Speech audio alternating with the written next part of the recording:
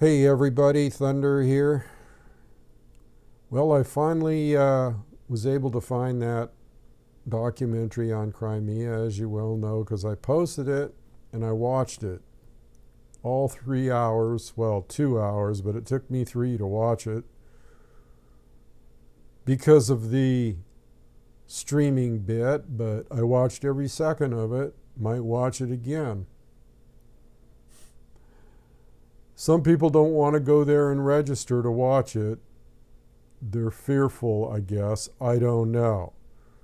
But if you're on Google, you're on the biggest CIA fucking network in the world. So what are you afraid to go register at a site for? A Russian site, a Russian news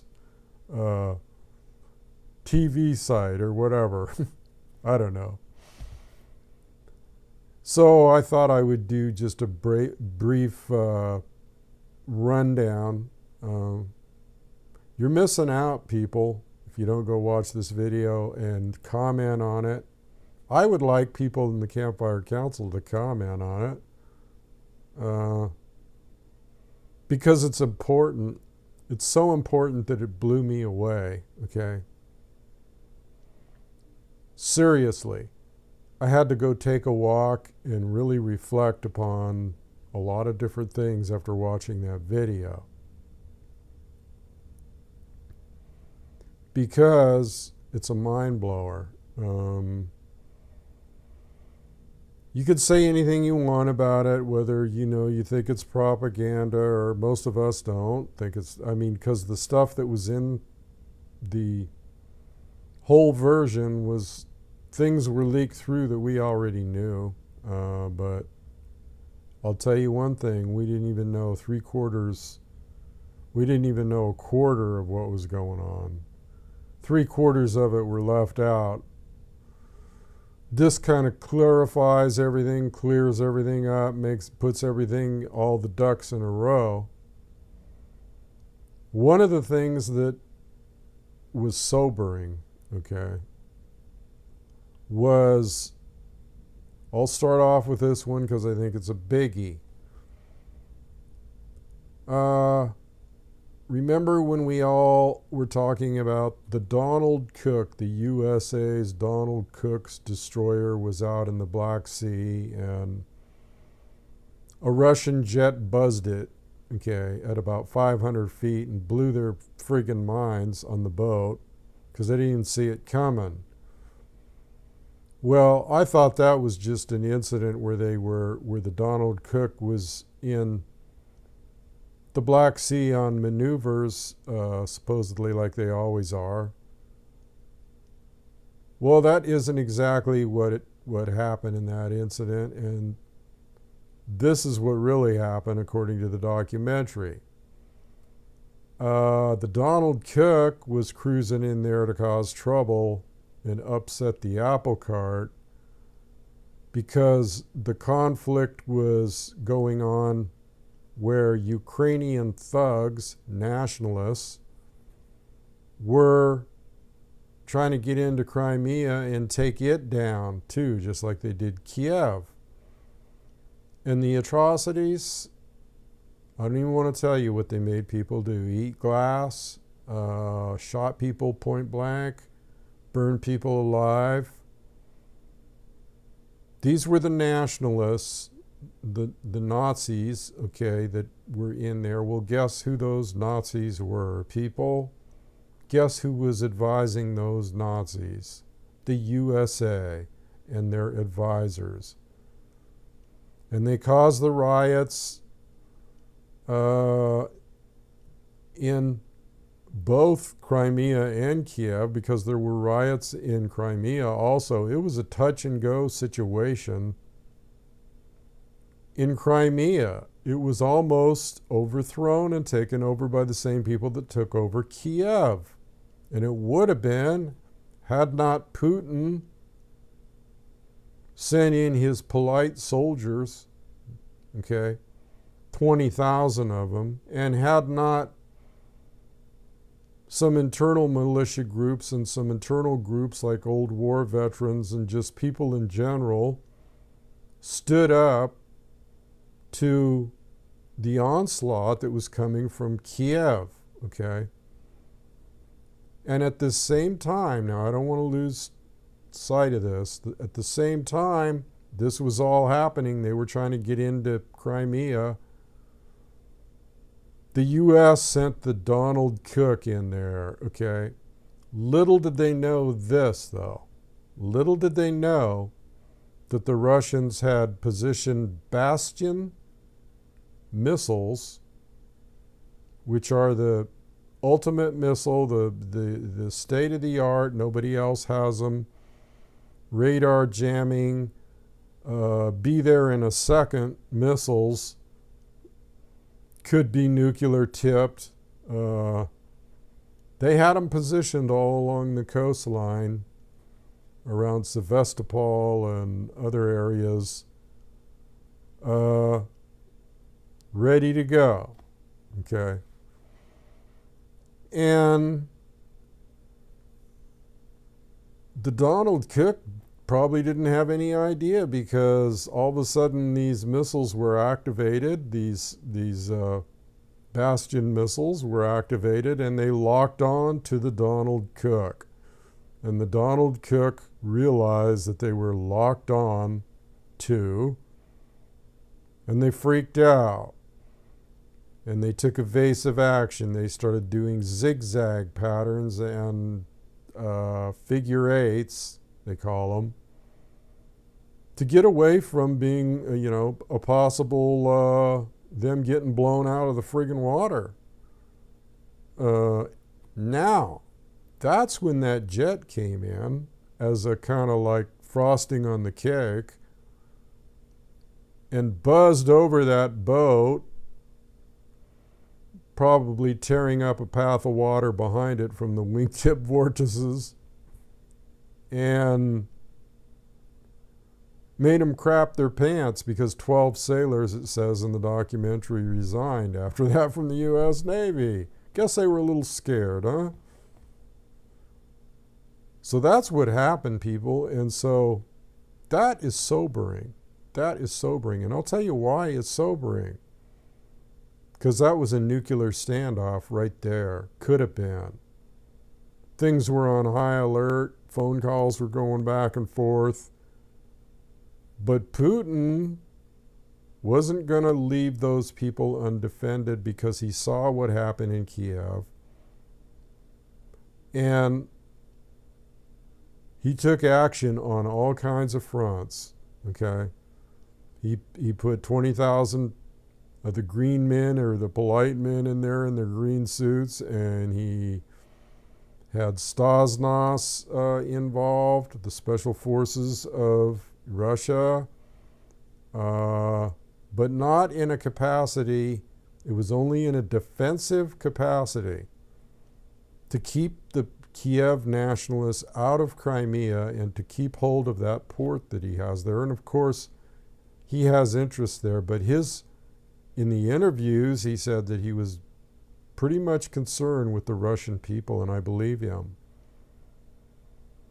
The people in Crimea are beautiful people, and this was about the people of Crimea, the Russian people of Crimea, not the Ukrainians, the Russian people of Crimea. So, during this documentary, they also said that that motorcycle gang that I posted the picture of the gray wolves, and somebody said, that looks like a motorcycle. Well, it was. They played a huge part, I would say they played a huge part in repelling the attack of the Ukrainian thugs, because they actually kidnapped a Ukrainian colonel that came in carrying messages, because there were Ukrainian troops in Crimea. There have been all along, but they turncoated too.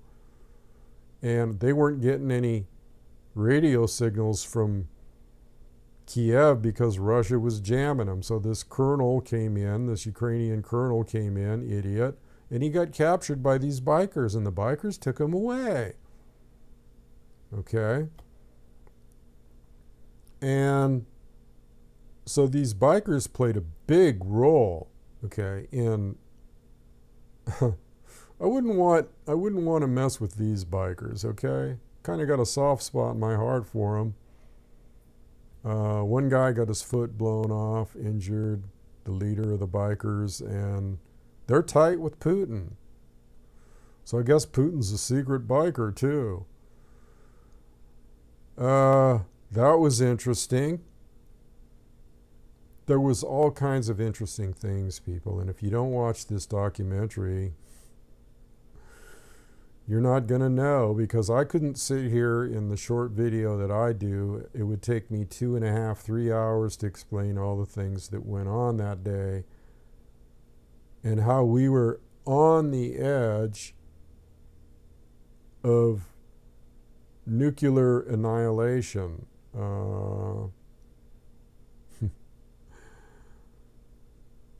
If somebody would have made a mistake that day and got too heated, or I'm surprised that the USA didn't blow it that day. Okay, but don't think this is over.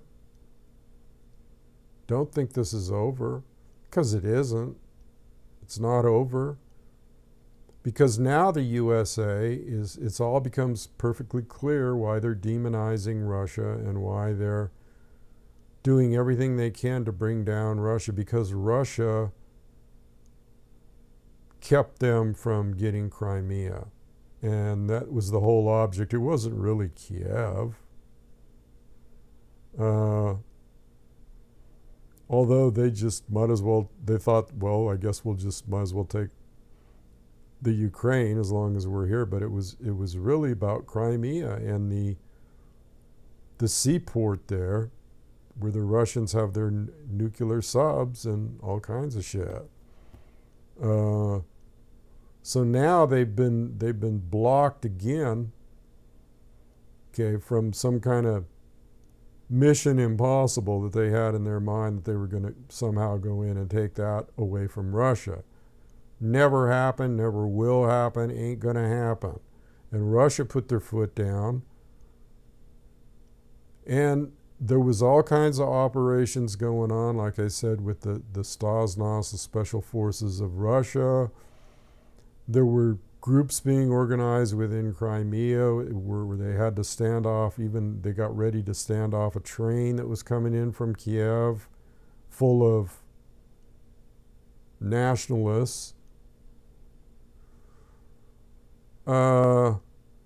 It was dicey. There was a lot of riots going on. They also showed rioting where CIA agents were in the group. This is footage, and they circled them in the footage and pointed them out, where they were dressed in orange shirts and were directing everything. So people, this is really disappointing to people that think they're Americans, that America is the land of the free and the home of the brave and all that good shit. It's the land of the Nazis is what it is. It's disappointing, isn't it? Because now this is solid proof, okay? And no wonder they voted against that UN resolution that Russia brought up about anti-Nazism. They didn't vote against it. They just abstained, and everybody else voted to have it recognized that there should be no Nazism. Not the U.S. They abstained. Now, one group that was in there was a group of U.S. Marines, okay, that were trained supposedly at Fort Benning, Georgia, where they trained the Rangers, Spec Ops people, and they were masquerading as some type of nationalistic group with a wolf's head, an old Nazi insignia, a Nazi SS. Can you believe this shit, people? Because for me, it was sobering. For me, it was, I mean, even though we know that this government, let's use the word complicit, has been complicit in many things, this is like the ultimate in that regard, where they just blatantly, and the beautiful people and the people that the heartfelt people of Crimea and the Russians in Ukraine, the way they're trying to liquidate them, it's an eye-opener, it's sobering, it's disappointing for people that might think that they're patriotic and standing up for something that doesn't even exist. Okay? That's the disappointing part. Not for me personally, because I know, but I live in this country anyway. We live here, and we're in harm's way if we're on this landmass, which is really Turtle Island, not America. I've said that many times. So that documentary was an eye-opener. And Putin said many, many things that I just can't even remember, that just were, including that he knew that the U.S. was behind everything. And of course, we all know that. In fact, they're blatantly sending arms and advisors in there. We know that. But for them to say, that Russia went in there and invaded Crimea, no, they just protected Crimea, and they did a very good job of it. And what makes me think they might not do a good job of pulling Ukraine out of the fire? And what makes NATO think that Russia might not do a good job of pulling Ukraine, southeast Ukraine? I'm talking about the Donbass and Luhansk and Donetsk regions. So basically the USA are a bunch of rabid dogs, okay, and they're trying to rip everything to shreds now because they're upset. They're like an upset pit bull, okay, and so now they've been put on notice, okay. Their covers have been pulled now. If this documentary gets around and people watch it, that's why I think it's important for everybody to view this documentary, and especially those people that are in the Campfire Council. I'm talking to you now, okay? Because Thunder busted his ass getting this thing, looking for it, and asking all kinds of people until I finally came up with it. And it would really be nice if you watched it and commented on it. Now, you might have streaming problems like I do, but just be patient. If you miss this documentary, you're missing out. It could be the documentary of the decade, of the century. I'm telling you. Have I ever lied to you? There's just too much in it for me to go over everything, but it spells out every last little detail of what went down. We knew about a quarter of what went down. 3/4 of it we didn't know. We didn't know the particulars on everything here. I didn't know that Donald Cook thing was actually a confrontation. I thought that jet just buzzed him for shits and grins, okay, which it kind of did too. Putin said, I didn't really order that, but he didn't disallow it either. He goes, that guy went in there on his own, but that's okay, because they had him locked on anyway. And when you're seeing an interview with a commander of the fleet, the whole friggin' military commander of everything, saying we were locked on to him and we were ready to take action if they tried to come into Crimea. In other words, they would have blown that fucking ship out of the water. That's how close we are, and still are. Because the USA is like a little pit bull trying to grab that leg and hold on to it, and they're so chagrined right now, and they're so embarrassed.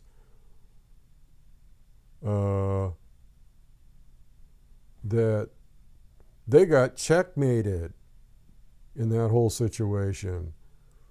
Think of the money and millions of dollars and manpower and all that shit that NATO and everybody else put in there trying to take over that Crimean area and that whole thing. And incidentally, I did see that other video that Fozzie posted on the dummies' view of Crimea. I think I'm going to move there.